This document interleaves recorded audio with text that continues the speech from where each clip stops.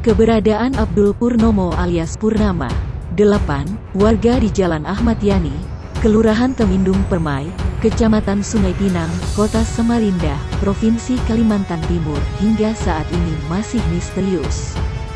Bocah itu hilang saat asik berenang di genangan banjir yang merendam jalur tersebut, Kamis tanggal 21 Oktober tahun 2021 sore.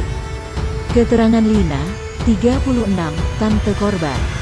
Bocah yang akrab disapa Purnama tersebut mulai berenang bersama rekannya pada pukul 17 WITA. Namun menjelang waktu maghrib pukul 18.10 WITA, seluruh rekan korban sudah kembali ke rumah masing-masing. Sedangkan Purnama tidak kembali hingga pukul 19 WITA. Tetapi tidak lama kemudian, sebuah kendaraan roda 4 melintas. Lalu tubuh bocah kelas 2 SD tersebut tidak terlihat lagi.